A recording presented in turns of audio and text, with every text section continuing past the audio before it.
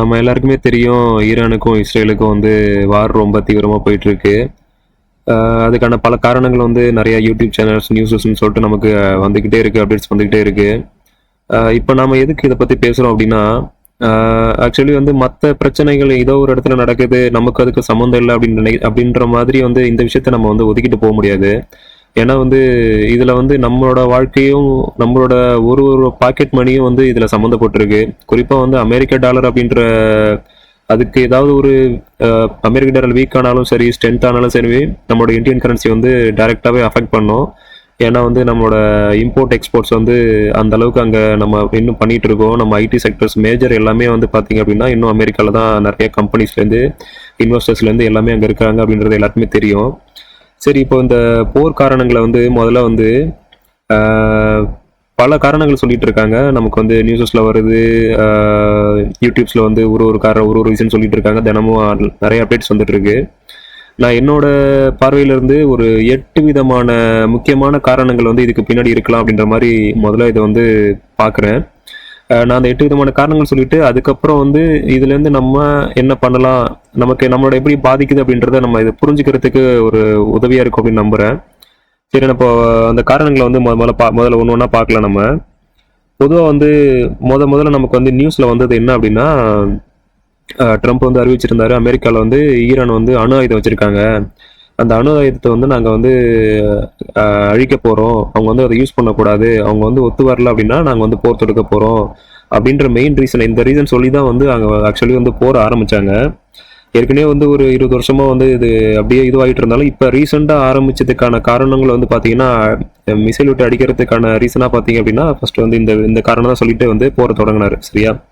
இதுதான் வந்து நமக்கு வந்து செய்தித்தாள்களில் வந்தது, வெளியில வந்து நியூஸ்கெல்லாம் நமக்கு காதுக்கு வந்தது. இதுக்கு பின்னாடி வந்து பார்த்தீங்க அப்படின்னா கொஞ்சம் ஒரு அரசியல் இதெல்லாம் தெரிஞ்சவங்களுக்கு பார்த்தீங்க அப்படின்னா இது உண்மையாலுமே அதுக்கான காரணம் கிடையாது. இது வந்து பெட்ரோ டாலரோட அந்த இதை வந்து தக்க வச்சுக்கிறதுக்காக அப்படின்றது எல்லாருக்குமே நல்லா தெரியும்.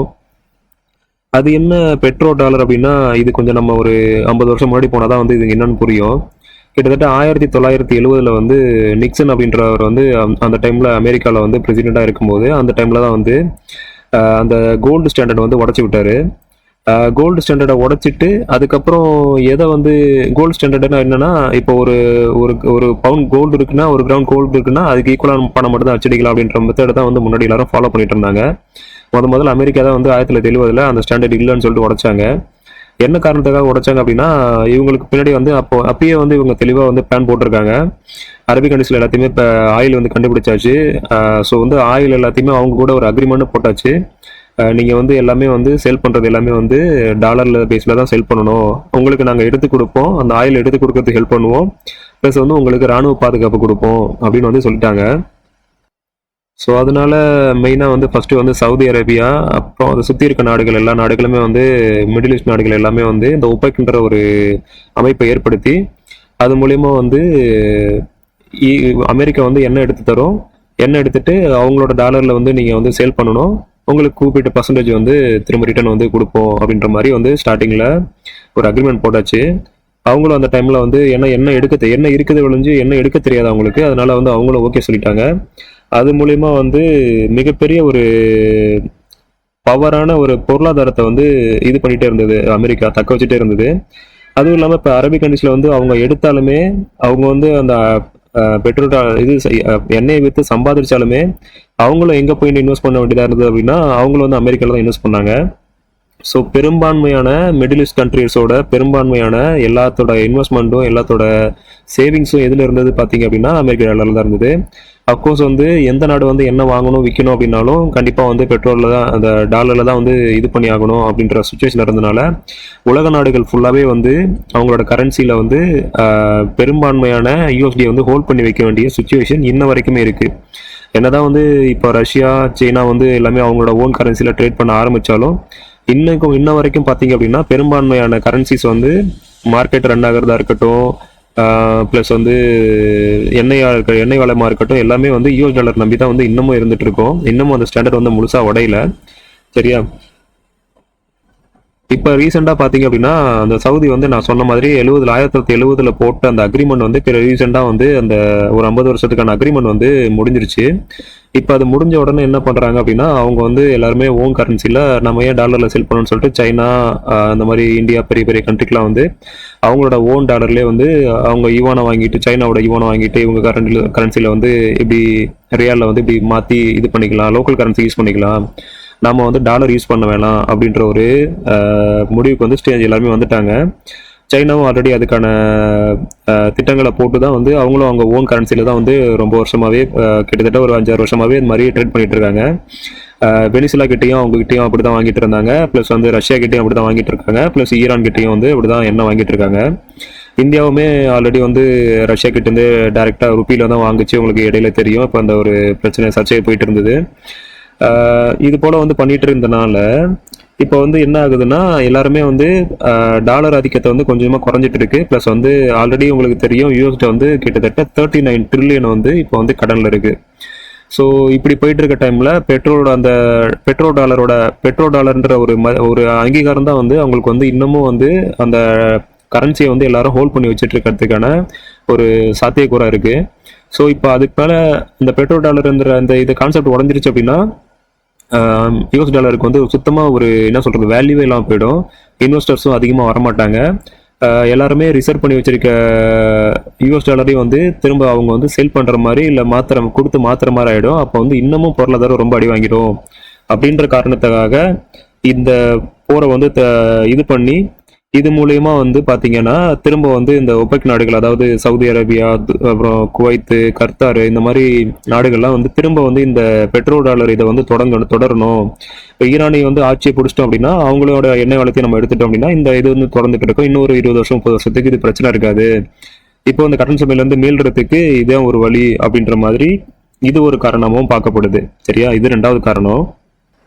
3வது காரணம் என்னன்னு பார்த்தீங்க அப்படின்னா இஸ்ரேலுக்கு உதவுறதுக்காக அப்படின்ற மாதிரி கூட ஒரு பக்கம் அது ஒரு கோணத்தில் போயிட்டு இருக்கு.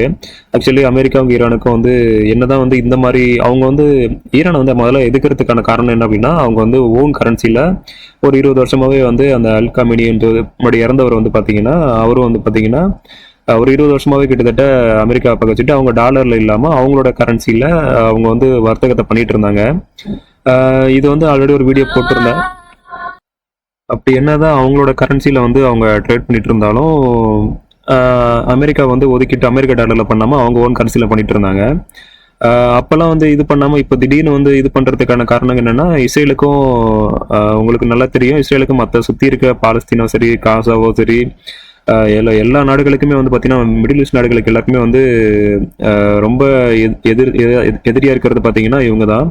ஸோ இவங்களை வந்து அழிக்கணும் அப்படின்றதுக்காக வந்து எப்போதுமே இஸ்ரேல் வந்து ஒரு நாட்டோட இதில் வந்து தீவிரமாக போரில் இறங்குச்சு அப்படின்னா அமெரிக்கா வந்து கண்டிப்பாக வந்து அவங்களுக்கு வந்து கை கொடுக்கும். அதே மாதிரி ஒரு கூட்டணி தான் வந்து அவங்களோட இஸ்ரேலோட ஒரு அழுத்தத்தினால ட்ரம்ப் வந்து இந்த போர்ல இறங்கினாரு அப்படின்ற ஒரு வியூ வந்து ஆக்சுவலி போயிட்டு இருக்கு. இதுக்கு பின்னாடி வந்து இஸ்ரேல் தான் மெயின் காரணமா இருக்கு அப்படின்றதுமான ஒரு விஷயம் வந்து போயிட்டு இருக்கு. இன்னும் ஆழமா போனீங்க அப்படின்னா 4வது ரீசன் வந்து என்ன சொல்றாங்க அப்படின்னா உங்களுக்கே தெரியும் வருஷத்துக்கு வந்து அமெரிக்கா வந்து மொத்த பட்ஜெட்ல கிட்டத்தட்ட ஒரு 30 to 40% வந்து வருஷம் எதுக்கு செலவு பண்ணுது அப்படின்னா ராணுவத்துக்கு செலவு பண்ணுது. ராணுவம் அப்படின்றது என்ன அப்படின்னா பார்த்தீங்கன்னா முக்கியமாக வந்து இந்த அட்வான்ஸ் எக்யூப்மெண்ட் சொல்லுவாங்க. அமெரிக்காவோட பவரே வந்து பார்த்தீங்கன்னா அமெரிக்காவை பார்த்து உலகம் ஃபுல்லாக பயந்துட்டு இருக்கிறதுக்கான ரீசன் என்னன்னு சொல்லுவாங்கன்னு பார்த்தீங்கன்னா எப்போதுமே வந்து அட்வான்ஸான எக்யூப்மெண்ட் வந்து அவங்க வந்து அப்டேட் பண்ணிட்டே இருப்பாங்க. அதே போல் உலக நாடுகளுக்கும் வந்து வெளியில் விற்கிறதும் பார்த்தீங்கன்னா அவங்களோட கம்பெனிஸ் தான் விற்கும். இந்த கம்பெனிஸ் வந்து ஒரு சாதாரண ரோல் பிளே பண்ணுது அப்படின்னா பார்த்தீங்கன்னா நான் சொன்ன மாதிரி அவங்க வந்து கிட்டத்தட்ட ஒரு 40% to 50% வந்து அமெரிக்காவோட மொத்த இன்வெஸ்ட்மெண்ட்டே அவங்க தான் இது பண்ணி வச்சிருக்காங்க அப்படின்னா அவங்களோட வளர்ச்சின்றது எவ்வளோ பெருசு இருக்கும் பார்த்துக்கோங்க. ஸோ இப்போ வந்து அவங்க வந்து இது பண்ணணும் அப்படின்னா போருன்ற ஒன்று நடந்துகிட்டே இருக்கணும். போருன்ற ஒன்று என்னைக்கு நிற்கிதோ அப்போ வந்து அவங்களோட மார்க்கெட் வந்து ரொம்ப அடி வாங்கிடும். அதே போல் ஒரு தேர்தல் வருது, எலெக்ஷன் வருது அப்படின்னா எந்த பார்ட்டி வந்து ஆட்சிக்கு வந்தாலும் அதுக்கு பின்னாடி வந்து அவங்களுக்கு தேர்தல் செலவு, அந்த செலவுகளை வந்து இது பண்ணுறது பார்த்தீங்க அப்படின்னா யாருன்னு பார்த்தீங்கன்னா இந்த டிஃபென்ஸ் கம்பெனிஸ், அதாவது இந்த போருக்கான ஆயுதங்கள் தயாரிக்கிற கம்பெனிஸ் தான் வந்து கிட்டத்தட்ட எலெக்ஷன் இது பண்ணி எலெக்ஷனில் யார் நிற்கணும், யார் வரணும், ஜெயிக்கணுன்ற வரைக்கும் பார்த்தீங்கன்னா அவங்களோட கை வந்து ஓங்கி இருக்கு அப்படின்ற மாதிரி உள்ளுக்குள்ள ஒரு அரசியல் வட்டாரங்களில் ஒரு நியூஸில் இருக்கு. அதில் முக்கியமான கம்பெனிஸ்ன்னு பார்த்தீங்கன்னா நீங்கள் இப்போ நெட்டில் செக் பண்ணி பார்த்தீங்கன்னா இந்த இந்த ஆயுதங்கள்லாம் வந்து மேனுஃபேக்சரிங் பண்ணுற கம்பெனிஸில் வந்து பார்த்தீங்கன்னா டாப் 10ல் பார்த்தீங்கன்னா கிட்டத்தட்ட டாப் 4 இல்லை 5 வந்து பார்த்தீங்கன்னா யூஎஸ்ஏ கம்பெனி தான் இருக்கும். அதில் முக்கியமாக இந்த லாக்ஹீட் மார்டின் அப்படின்னு சொல்லிட்டு ஆர்டிஎக்ஸ் கார்பரேஷன், போயிங், இந்த இதெல்லாம் வந்து உங்களுக்கு எல்லாருக்கும் தெரியும். இந்த மிசைல்ஸு, ஃப்ளைட்ஸு, அப்புறம் இந்த மாதிரி எல்லா விதமான நவீன எக்யூப்மெண்ட்களும் பார்த்தீங்கன்னா இவங்க தான் தயாரிச்சுட்டு இருக்காங்க. ஸோ இவங்களோட இது வந்து இதுவாகணும் அப்படின்னா கண்டிப்பாக வந்து அதுக்கு வந்து போர்கள் வந்து அவசியமாக இருந்துகிட்டே இருக்கணும். அப்போ தான் வந்து அவங்களோட இதுவும் நல்லா இதுவாகும். ஸோ இவங்களோட ரீசனால தான் வந்து போர்கள் வந்து இன்னும் நிற்காமல் நடந்துட்டு இருக்கு. இவங்க தான் வந்து அதை நடத்துறதுக்கான ப்ரெஷரை வந்து மறைமுகமாக பின்னாடி வந்து கொடுத்துட்டு இருக்காங்க அப்படின்ற மாதிரியான ஒரு கோணத்துலேயும் வந்து இந்த போர் விஷயத்த பார்க்க வேண்டியதாக இருக்கு. அதே போல் 6வது ரீசன் என்ன அப்படின்னா பார்த்தீங்கன்னா நம்ம முன்னாடி சொன்ன மாதிரி சவுதி, இந்த மாதிரி மிடில் ஈஸ்ட் கண்ட்ரிகள், அந்த ஒப்பெக் நாடுகள்னு சொல்லுவாங்க. ஆயில் இந்த நாடுலாம் வந்து பெரும்பான்மையாக ஏற்றுமதி பண்ணுதோ அந்த நாடுகள்லாம் இணைந்து வந்து ஒரு ஒப்பெக்னு சொல்லிட்டு ஒரு அமைப்பு ஏற்படுத்தியிருக்காங்க. அவங்க தான் வந்து பார்த்தீங்கன்னா அந்த விலை நிர்ணயம்லாம் பண்ணுறது, எவ்வளோ டாலர் தான் இன்றைக்கி சேல் ஆகணும், எவ்வளோ டாலரில் விற்கணும், ஏறணும் இறங்கணும் அப்படின்ற இதெல்லாம் வந்து எவ்வளோ உற்பத்தி பண்ணணும், உற்பத்தி அதிகமாகிடுச்சுன்னா அவங்க விலை ஏறுற வரைக்கும் அந்த சப்ளையை வந்து கம்மி பண்ணுவாங்க, திரும்ப வந்து விலை ஏறின பிறகு திரும்ப சப்ளை அதிகப்படுத்துவாங்க. இப்படின்ற மாதிரி இந்த எல்லாத்தையும் கட்டுப்படுத்துறது யாருன்னு பார்த்தீங்கன்னா ஒப்பெக்ன்ற அமைப்பு. இந்த ஒப்பெக்ன்ற அமைப்பு வந்து இன்னப்போ வந்து பெட்ரோல் டாலர்ன்ற இதை வந்து ஏற்றுட்டு இருக்கு. ஸோ வந்து நான் சொன்ன மாதிரி முன்னாடியே அதோட அந்த கான்ட்ராக்ட் பீரியட் முடிஞ்சனால எல்லாருமே வந்து ஓன் கரன்சிக்கு மாறுறதுக்காக ட்ரை பண்ணிட்டு இருக்காங்க. இந்த நேரத்தில் அப்படியே விட்டுட்டோம் அப்படின்னா அதுக்கான இது குறைஞ்சிரும். ஸோ திரும்ப வந்து நம்ம வந்து போரை பண்ணி வந்து அதை வந்து தக்க வச்சுக்கணும் அப்படின்றதுக்கான கோணத்துலேயும் வந்து இந்த போர் வந்து நடக்குது அப்படின்ற மாதிரி ஒரு கோணத்துலையும் பார்த்துட்டு இருக்காங்க. அதே போல் நமக்கு அதுக்கு உதாரணமாக நடந்தது பார்த்தீங்கன்னா வெனிசுலாவை ஏன் கைப்பற்றுறாங்க அப்படின்னா வெனிசுலா வந்து முன்னாடியிலேருந்தே வந்து அவங்களும் ஒரு 10-15 வருஷமாக வந்து பார்த்தீங்கன்னா கிட்டத்தட்ட டாலரில் இது பண்ணாமல் அவங்களோட ஓன் கரன்சியில் தான் வந்து ட்ரேட் பண்ணிட்டு இருந்தாங்க. ப்ளஸ் வந்து பார்த்தீங்கன்னா ரொம்ப அவங்களோட மெயின் சோர்ஸே வந்து பார்த்தீங்கன்னா ரொம்ப அதிகமான எண்ணெய் வளம். நம்மளோட உலக பொருளாதாரத்திலே பார்த்தீங்கன்னா ஒரு எந்த அளவுக்கு ஒரு ஈரான் வந்து எந்த அளவுக்கு முக்கியமான ஒரு இடத்த வைக்குதோ அதில் அதே போல் குறிப்பிட்ட பங்கு வகிக்கக்கூடியது பார்த்தீங்கன்னா வெனிசுலாவும் ஒரு கிட்டத்தட்ட 17% ஆஃப் ஆயில் சப்ளை வந்து பார்த்தீங்கன்னா வேர்ல்டில் வெனிசுலாவில் நடக்குது. ஸோ அதனால தான் வந்து அதையும் கைப்பற்றினாங்க. ஸோ இந்த மாதிரி அந்த டாலர் ஆதிக்கம் வந்து இருந்துகிட்டே இருக்கணும் அப்படின்றதுக்காக அந்த கோணத்தில் வந்து இவங்க தக்க வச்சுக்கிறதுக்காக பண்ணுற போராக இருக்கும் அப்படின்ற மாதிரி ஒரு கோணத்தில் பார்த்துட்டு இருக்கோம். அடுத்து 7வது விஷயம் நான் பார்க்குற விஷயம் என்னன்னா, நம்ம வந்து இந்த ஃபோரெக்ஸ் ட்ரேட் பண்ணிட்டு இருக்கனால வந்து பார்க்குற விஷயம் என்ன அப்படின்னா, என்னோட கெஸிங் என்ன அப்படின்னா இப்போ வந்து 2 விதத்துலேயே வந்து அமெரிக்காவுக்கு வந்து சாதகமாக இருக்கும். ஒரு விஷயம் வந்து அமெரிக்கா வந்து டாலர் வந்து ஸ்ட்ரென்தன் ஆச்சு அப்படின்னா தொடர்ந்து வந்து இன்வெஸ்டர்ஸ் உள்ளே இருப்பாங்க. கோல்டில் இருக்க இன்வெஸ்ட்மெண்ட், மற்ற இதில் இருக்க இன்வெஸ்ட்மெண்ட் வந்து தொடர்ந்து உள்ளே இருக்கும். இன்வெஸ்டர்ஸ் வந்து அதிகமாக இருப்பாங்க. ஸோ வந்து ஒரு லாங் பீரியடுக்கு வந்து இன்னமும் அந்த டாலர் மேலே இருக்கக்கூடிய நம்பிக்கை வந்து மக்கள்கிட்ட இருந்துகிட்டே இருக்கும். ஸோ இன்வெஸ்ட்மெண்ட் வந்து தொடர்ந்து இருந்துகிட்டே இருக்கும். ஸோ அது வந்து அவங்களோட நாட்டோட வளர்ச்சிக்கு ஹெல்ப் பண்ணும். சரியா? இப்போ சப்போஸ் வந்து டாலர் வீக் ஆச்சுன்னா என்ன ஆகும் அப்படின்னு பார்த்தீங்கன்னா, டாலர் வீக் ஆகும்போது டாலர் வீக் ஆனாலும் அவங்களுக்கு ஒரு ப்ளஸ். ஏன்னா வந்து அவங்கக்கிட்ட வந்து 39 ட்ரில்லியன் வந்து இப்போ கடன் இருக்குது. சரியா? இப்போ டாலர் வந்து வீக் ஆகுறது அவங்களுக்கு எப்படி ஹெல்ப் பண்ணணும் பார்த்தீங்கன்னா, ஒன்றும் இல்லை, இப்போ ஒரு $100 இருக்குன்னு வச்சுங்களேன். ஒரு எக்ஸாம்பிள் புரிஞ்சதுக்காக சொல்கிறேன். $100 இருக்கு. அந்த டாலரோட வேல்யூ வந்து வீக் ஆகுது. சரியா? இப்போ நீங்கள் அந்த டாலர் இப்போ வந்து நீங்கள் ஒரு பேங்க்ல வந்து $100 கடன் வாங்கியிருக்கீங்க. ஓகே, அந்த டாலர் வந்து கிட்டத்தட்ட அதோட வேல்யூ வந்து கிட்டத்தட்ட 50% குறைஞ்சி போச்சு. 50% குறைஞ்சி போச்சு அப்படின்னா அப்போ வந்து நீங்கள் பே பண்ண வேண்டிய அமௌண்ட் பார்த்தீங்கன்னா $100 பே பண்ண வேண்டிய இடத்துல $50 பே பண்ணால் போதும். ஏன்னா அதோட வேல்யூ அவ்வளோதான். உங்களுக்கு வந்து அந்த ஃபிக்ஸ்டு நம்பர்ன்றது மாற போகிறதில்ல. இப்போ டாலர் வந்து வீக் ஆச்சு அப்படின்னா இப்போ மற்ற கண்ட்ரிஸ், இப்போ இந்தியா மாதிரி கண்ட்ரிஸ்லாம் எப்படி ஃபேவர் ஆகும் அப்படின்னு பார்த்தீங்கன்னா, இப்போ அங்கேருந்து வந்து இறக்குமதி பண்ணுறது எல்லாமே வந்து பார்த்தீங்கன்னா நம்ம வந்து இப்போ ஆயிலோ மற்ற விஷயங்களும் வந்து நம்ம வந்து கம்மியான விலையில நமக்கு லாபமாக இது பண்ணலாம். இப்போ நம்ம இங்கிட்டேருந்து ஏற்றுமதி பண்ணுற விஷயங்களை வந்து அங்கே போகும்போது நம்மளோட லாபங்கள் எல்லாமே குறைஞ்சிரும். இப்போ நம்ம கம்பெனியில் வந்து ஐடி சர்வீஸ், ஐடி செக்டர்ஸ் ஏகப்பட்ட கம்பெனிஸ் இருக்குது. ஸோ அந்த கம்பெனிஸ்லாம் வந்து அங்கே தான் வந்து சர்வீஸ் கொடுத்துட்ருக்கு. ஸோ அப்போ வந்து அவங்களோட இதெல்லாம் வந்து குறையும் போது நம்ம கரன்சியை வந்து பார்த்தீங்கன்னாலும் நமக்கு வந்து அது ஒரு குறிப்பிட்டத்தக்க சில ப்ளஸ்ஸும் இருக்குது, சில மைனஸும் இருக்குது. அதே போல் இப்போ இவங்களுக்கு யூஎஸ்ஐ பொறுத்த வரைக்கும் யூஎஸ் டாலர் வீக் ஆச்சு. இப்போ போர் வந்தால் கண்டிப்பாக என்ன ஆகும்? போர் வந்து கண்டிப்பாக அதிகமாக செலவு பண்ணுவாங்க. அதிகமாக செலவு பண்ணிட்டாங்க அப்படின்னா அதுக்கப்புறம் கவர்மெண்ட் நடத்துறதுக்கு ரன் பண்ணுறதுக்கு பணம் இருக்காது. பணம் இல்லைன்னா என்ன பண்ணும்? அடுத்ததாக கண்ட்ரி என்ன பண்ணும்? திரும்ப பணம் அதிகமாக அச்சடிக்கும். பணம் அதிகமாக அச்சடிக்கும் போது என்ன ஆகும்? ஆட்டோமேட்டிக்காக சர்க்குலேஷன் அதிகமாக இருக்கிறனால அதோட வேல்யூ வந்து தானாக குறையும். அதோட வேல்யூ குறையிறனால அவங்களோட கடனை வந்து பாதிக்கு பாதியாக ஈஸியாக வந்து அவங்க ரீபே பண்ண முடியும். ஏன்னா அந்த அமௌண்ட்ன்றது கடன் அமௌண்ட்ன்றது மாற போகிறது கிடையாது. ஸோ இப்போ 39 ட்ரில்லியன்றது ஒரு 38 பார்த்தீங்கன்னா கூட ஒரு 18 ட்ரில்லியன் அளவுக்கான கடனாக வந்து பாதிக்கு பாதியாக அது குறைஞ்சிடும். அது வேல்யூ குறையும் போது ஆட்டோமேட்டிக்காக அதோட அவங்க கொடுக்க வேண்டிய அமௌண்ட் வந்து அதோட வேல்யூ வந்து பாதியாக குறைஞ்சிறனால அவங்க ஈஸியாக வந்து ரீபே பண்ணிட்டு திரும்ப வந்து டாலரை ஸ்ட்ரென்தன் பண்ணாங்க அப்படின்னா அவங்களோட எக்கனாமி வந்து சீக்கிரமாக ரெக்கவரி ஆகி வெளில வந்துடும். சரியா? இந்த கான்செப்ட் வந்து பார்த்தீங்க அப்படின்னா இது வந்து அந்த கரன்சிக்கு மட்டும்தான் நல்லது. அது கூட ட்ரேட் பண்ணுற மற்ற கரன்சிக்கு வந்து பார்த்தீங்க அப்படின்னா அவங்களுக்கு வந்து நிறைய லாஸ் தான் ஆகும். இப்போ நமக்குலாம் வந்து பார்த்தீங்கன்னா இப்போ அது மாதிரி ஆச்சு அப்படின்ற பட்சத்தில் நம்மளோட இன்ஃப்ளேஷன் அதிகமாகும். நம்மளோட இன்ஃப்ளேஷன் அதிகமானால் நம்மளோட அடுத்தது நம்ம கடன் வாங்குறதுக்கான திறன் வந்து குறையும். ஏற்கனவே பே பண்ண வேண்டிய லோனோட அமௌண்ட்லாம் வந்து நமக்கு அதோட வேல்யூ வந்து நமக்கு அதிகமாகும். வேலை வாய்ப்புகள் இல்லாமல் போகும். இப்படி நிறைய சிக்கல்களும் இருக்குது. ஸோ அதெல்லாம் நம்ம அடுத்த வீடியோவில் பார்க்கலாம். இப்போ யூஎஸ் டாலருக்கு முக்கியமாக பார்க்கக்கூடிய ரீசன் பார்த்தீங்கன்னா அதுக்கு இப்போதைக்கு ஸ்ட்ரென்தன் ஆனாலும் ஓகே, இப்பயே நிலமை தக்க வச்சுக்கும். கொஞ்சம் வீக் ஆச்சு அப்படின்னாலும் அவங்க வந்து அந்த கடனை வந்து ப்ரீபே பண்ணிட்டு வெளியாகிறதுக்கு அவங்களுக்கு ஒரு ஹெல்ப் பண்ணும். சரியா? ஸோ எப்படி பார்த்தாலும் அவங்களுக்கு இப்போதைக்கு அது வந்து ஒரு ஆதாயமாக தான் இருக்குது. ஸோ எட்டாவதாக நம்ம பார்க்க போகிற மிக முக்கியமான ரீசன் என்ன அப்படின்னு பார்த்தீங்கன்னா இது வந்து நான் ஆல்ரெடி ஒரு வீடியோ போட்டிருந்தேன். அதாவது நியூ வேர்ல்டு ஆர்டர்னு சொல்லிட்டு ஒரு மறைமுகமான அமைப்பு வந்து கிட்டத்தட்ட இந்த உலகத்தையே வந்து 2030க்குள்ள அது எதிர்பார்க்குற அந்த ஒரு 30 நிபந்தனைகளுக்குள்ள உலகத்தை கொண்டுட்டு வந்துட்டு இருக்கு. அதாவது நம்மளுடைய அந்த வீடியோ தெளிவாக சொல்லியிருந்தேன். ஒரே இராணுவம், ஒரே ஆட்சி, அதே போல் ஏதாவது ஒரு இடத்துல அவங்க அந்த பட்டனை வந்து கண்ட்ரோல் பண்ணாங்க அப்படின்னா உலகம் ஃபுல்லாக அதை எதிரொலிக்கணும் அப்படின்ற மாதிரி கொண்டுட்டு வர போகிறாங்க அப்படின்னு சொல்லியிருந்தேன். இப்போ இந்த மாதிரி இப்போ நீ யோசிங்க. இப்போ வந்து போரே முடிவுக்கு வந்தாலும் பார்த்தீங்க அப்படின்னா கிட்டத்தட்ட டாலரில் எண்ணெய்லாம் வந்து அதிகமாக ஏறிடுச்சு. இப்போ அந்த நாடுகள் வந்து உடனே எண்ணெய் குறைச்சிருமா அப்படின்னா உடனே குறைக்கிறதுக்கு வாய்ப்பு இல்லை. ஏன்னா அவங்களுக்கு ஆயிருக்க வந்து சேதாரம் வந்து பார்த்தீங்க அப்படின்னா அது அளவுக்கு அதிகமாக இருக்குது. அவங்களோட டேமேஜஸ்லாம் அவங்க சரி பண்ணணும் அப்படின்னா கிட்டத்தட்ட அவ்வளோ டாலர்கள் வந்து செலவு பண்ணி ஆகணும். ஸோ வந்து அவங்க என்னதான் வந்து போரே முடிவுக்கு வந்தாலும் உடனே வந்து டாலர் விலையை அந்த எண்ணெய் விலையை குறைக்க மாட்டாங்க.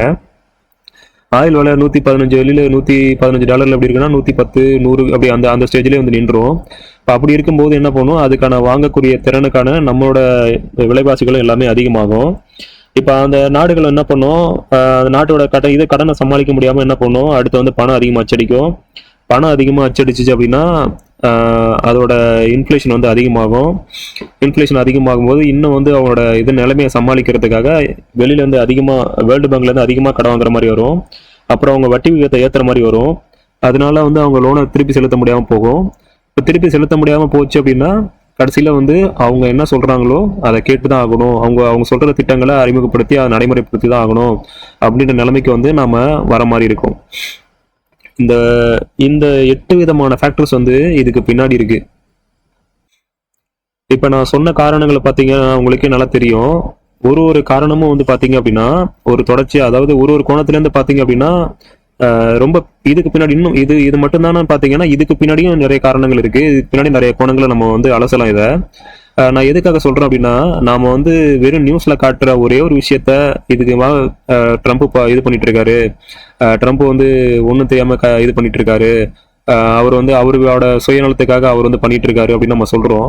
ஆனா இதுக்கு பின்னாடி வந்து இத்தனை மிகப்பெரிய ஒரு திட்டங்கள், இதுக்கு மிகப்பெரிய ஒரு அதாவது சொல்லணும் சிம்பிளா சொல்ல போனோம் அப்படின்னா அவர் வந்து ஒரு பகடக்காயை மட்டும் தான் யூஸ் பண்றாங்களோ அழிஞ்சு அவர் மட்டுமே மூல காரணம் கிடையாது. ஏன்னா வந்து அவர் மட்டுமே இதுல தனிப்பட்ட ஆதாயம் பெற போறதுக்கான ஒரு ரீசன் கிடையாது. இதுக்கு பின்னாடி மிகப்பெரிய சக்திகள் வந்து உள்ளுக்குள்ள இருக்கு.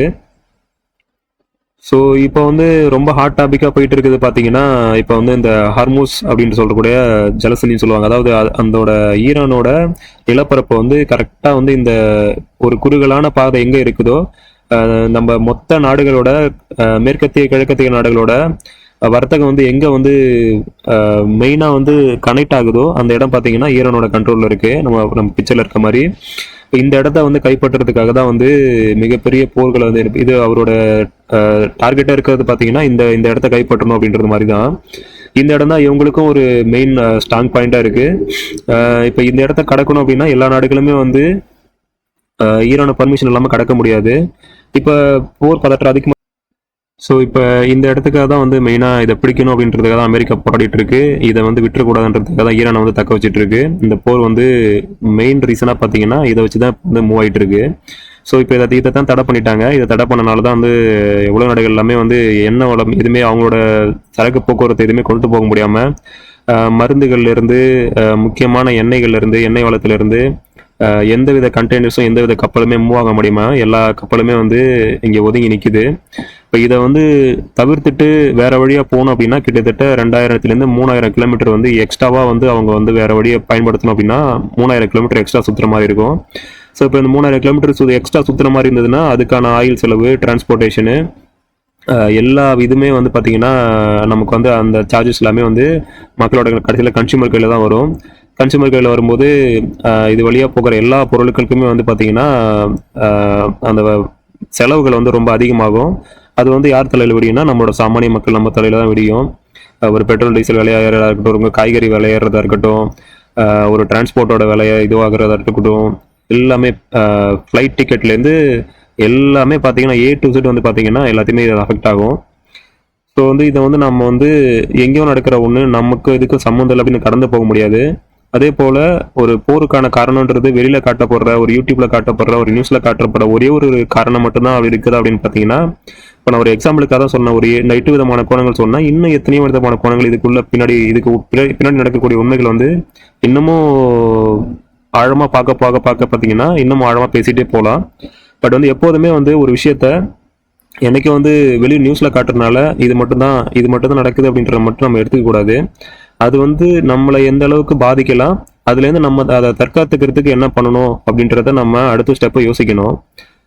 நான் ஆல்ரெடி நிறைய வீடியோஸில் வந்து பேசியிருப்பேன், இன்வெஸ்ட்மெண்ட்டை பற்றி பேசியிருப்பேன். இன்வெஸ்ட்மெண்ட்ன்றது எப்போதுமே ஒரு இன்வெஸ்ட்மெண்ட்னு எடுத்தோம் அப்படின்னா வெறும் இன்வெஸ்ட்மெண்ட்டை மட்டும் பார்த்துட்டு நம்ம இன்வெஸ்ட் பண்ணிட்டா போதும், நம்மளோட கடன் முடிஞ்சிருச்சு, ஒரு கோல்டு இன்வெஸ்ட் பண்ணி வச்சுட்டோம் அதோட நம்ம கடன் முடிஞ்சிச்சுன்னு நினைக்க கூடாது.